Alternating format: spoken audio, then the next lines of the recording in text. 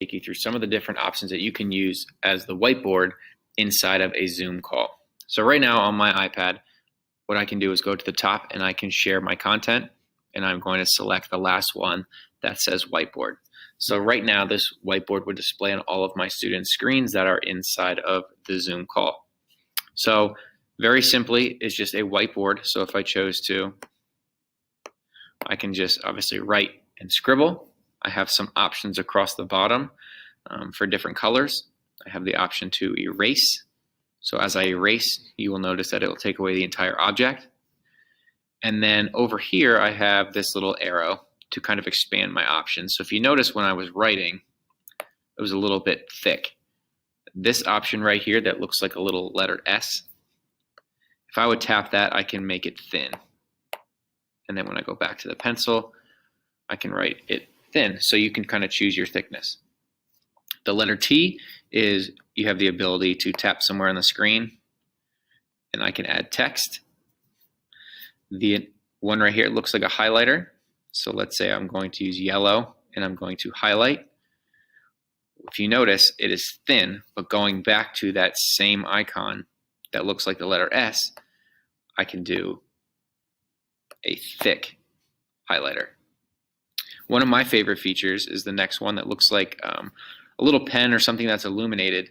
That is a pointer. So this comes in handy. You can see I'm using this pointer, which is the accessibility feature. I'm using that as part of my iPad, but inside of Zoom it has that dedicated pointer, which is really nice to kind of highlight things for kids as you're going. Lastly is this little icon that has the arrow with the four corners. Rather than deleting these and erasing them individually, I have the option to highlight them all, and then I can click the trash can and it would delete. So the really nice thing though is, let me just scribble on one page. I want to point out is I can undo this by hitting this arrow or redo it, but I also have the option then with the little square with the plus sign is I can add another page. So I just made 2 pages, and you can see now I have a number 2 right here.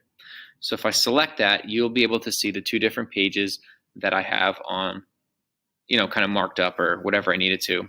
If I wanted to get rid of those, I'd go to the very top and edit, and I can simply remove one of those. So I'm going to add another one again, simply add it back. The really cool feature then is the very bottom right, those 3 dots, when you select that, you can choose Save to Photos. So now what it's going to do is it's going to auto-select all of the pages that you've added, but you can toggle on or off which ones you want. And then when you hit Save, they would be saved to your photos. And what that allows then is you can upload that to Google Classroom, Seesaw, Google Drive, or wherever else you may need to upload it to. So there's a lot of different whiteboarding apps that are out there, but the embedded one inside of Zoom while you are sharing your screen is a really great tool. And when you are finished sharing with students, you would go to the top on your iPad and select the down arrow to bring those options back, and I would simply stop sharing. And hopefully you found that this tool is very useful for when you are teaching and marking up things with your students.